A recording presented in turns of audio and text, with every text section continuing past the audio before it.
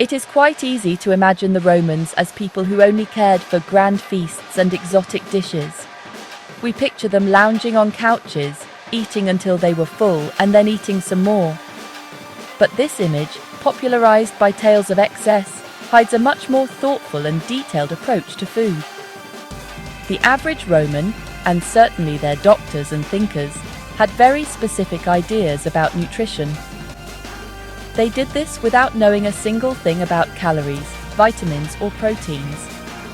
Instead, they built a complex system based on something they could do very well: observe. They watched carefully how different foods affected their bodies, their energy, and their overall well-being, creating a practical guide to healthy living. The central idea in Roman nutritional thought was surprisingly simple and elegant. They believed that when you ate food, your stomach worked like a little cooking pot. It broke down the meal, and the useful parts were transformed into blood. This new blood was not just a liquid flowing through their veins, it was the very essence of nourishment. It traveled throughout the body to repair tired muscles, build strong bones, and sustain every single part of a person.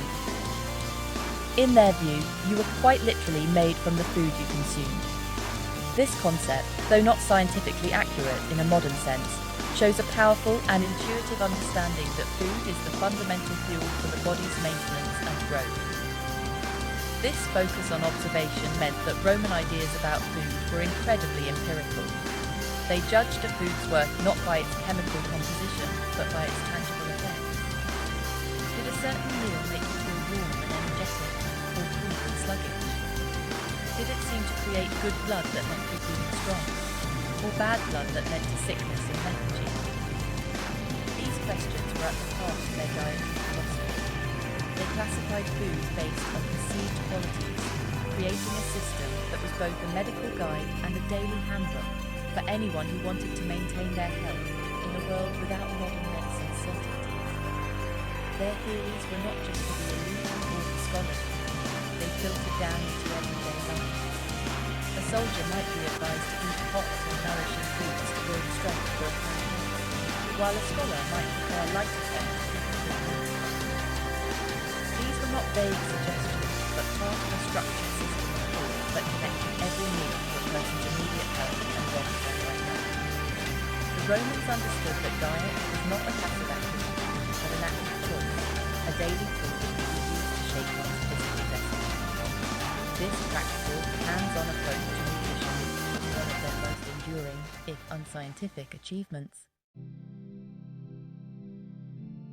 At the very core of Roman medical and dietary theory was the elegant concept of the four humours. This idea, inherited from the ancient Greeks, proposed that the human body contained four essential fluids: blood, phlegm, yellow bile, and black bile. Each humour was linked to a fundamental element, air, water, fire, and earth, respectively, and possessed a unique pair of qualities. Blood was considered hot and moist, phlegm was cold and moist, yellow bile was hot and dry, and black bile was cold and dry. A person was considered healthy when these four humours existed in a perfect, harmonious balance within their body, creating a state of equilibrium. Illness in this framework was not caused by germs or viruses, but by an imbalance. If a person had too much or too little of a particular humour, their body's natural harmony would be disrupted, leading to disease. A fever, for example, might be seen as a sign of excess yellow bile, an overabundance of the hot and dry quality. Similarly, a persistent cough and runny nose might be attributed to an excess of phlegm, the cold and moist humour. This theory provided a logical and comprehensive explanation for sickness, and more importantly, it offered a clear path to a cure, rebalancing the humours through careful management of one's diet and lifestyle. This is where food played its most critical role. The Romans believed that every food item also possessed inherent qualities of hot, cold, moist, or dry. These qualities could be transferred directly to the person who ate them. Therefore, diet became the primary tool for medical treatment. If a patient was suffering from a hot and dry ailment, a physician would prescribe foods that were cold and moist, such as cucumbers or melons, to counteract the imbalance. Conversely, someone feeling lethargic and cold, perhaps from an excess of phlegm, would be advised to eat hot and dry foods like roasted meat, bread, or spiced wine to restore warmth and vigor. The classification of foods was based on their taste, texture, and observable effects. For instance, spicy peppers and garlic were obviously hot, while leafy greens and most fruits were considered cooling. Bread and grains were seen as moderately hot and drying, making them a staple for providing balanced energy. Even the way food was prepared mattered. Boiling was thought to add moisture, while roasting added dryness and heat. This system turned the kitchen into a kind of pharmacy, where meals were carefully constructed not just for flavor, but to fine-tune the delicate balance of the body's essential fluids and maintain a state of perfect health. One of the most remarkable aspects of Roman nutrition was its rejection of a one-size-fits-all approach. Ancient physicians and thinkers understood that what was healthy for one person might be harmful to another. They championed a highly personalized dietary system, tailoring their recommendations to an individual's unique circumstances. Key factors included a person's age, their physical constitution or temperament, their occupation, and even the time of year.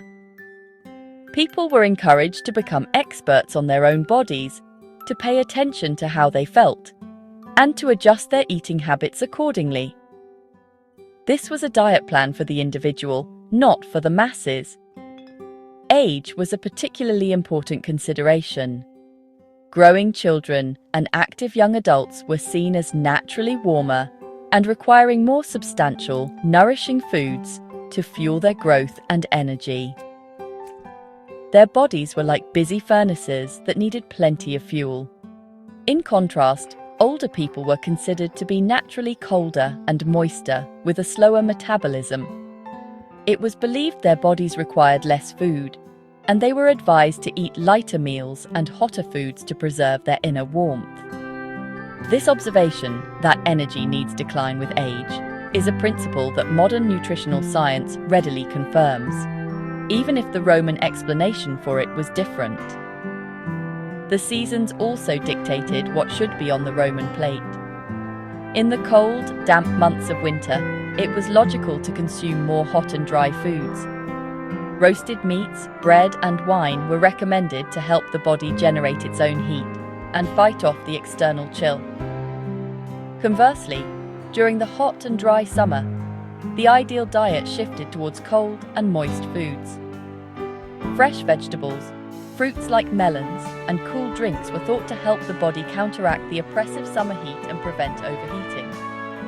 This practice of eating seasonally was not just about availability, it was a deliberate strategy to keep the body in harmony with its environment.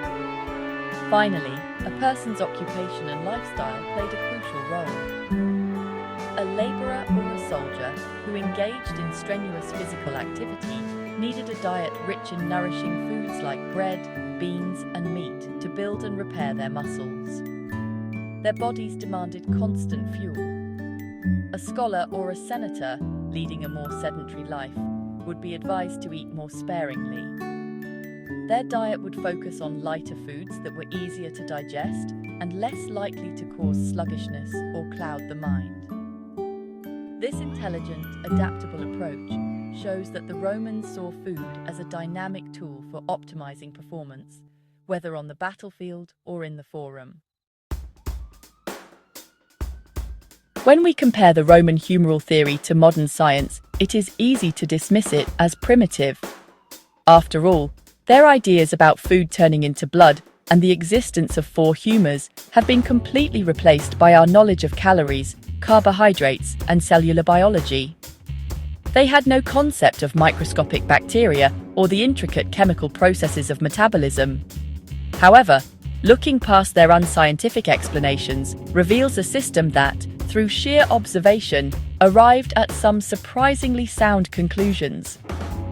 Their focus on balance, moderation, and listening to one's body contains echoes of advice we still hear from nutritionists today. Many pieces of Roman dietary wisdom align remarkably well with current health trends. Their emphasis on eating seasonally is now championed for its environmental and nutritional benefits, as produce is freshest and most potent when in season. The Roman practice of prescribing chicken soup for the sick is a timeless remedy still used to soothe colds and flu. Even their ideas about fasting or eating lighter meals to manage weight have parallels in modern concepts like intermittent fasting and calorie restriction. They understood that gradual dietary changes were more effective than sudden, drastic ones, a cornerstone of sustainable lifestyle change today. Even some of their more abstract concepts have interesting modern analogues. The Roman idea that certain foods contained bits of fire is, as scholar Dr. Claire Bubb points out, not so different from our scientific understanding of calories. A calorie is, after all, a unit of energy, which our bodies use to generate heat and power our functions. While the Romans lacked the tools to measure this energy precisely, they correctly identified that some foods provided more of this fire than others. They intuitively grasped the fundamental link between food, energy, and body heat, a connection that remains central to nutritional science. Ultimately, the study of Roman nutrition offers more than just a historical curiosity. It provides a valuable perspective on our own relationship with food. In an age of complex dietary rules, conflicting scientific studies, and a focus on quantifiable data, the Roman approach reminds us of the importance of intuition and self-awareness. They teach us to think of food not just as a collection of nutrients, but as a source of qualities, of warmth, of coolness, of energy. Their system, built on the simple principle of observing how food makes you feel, encourages a more mindful and personalized way of eating that is as relevant in the 21st century as it was in the age of Caesar.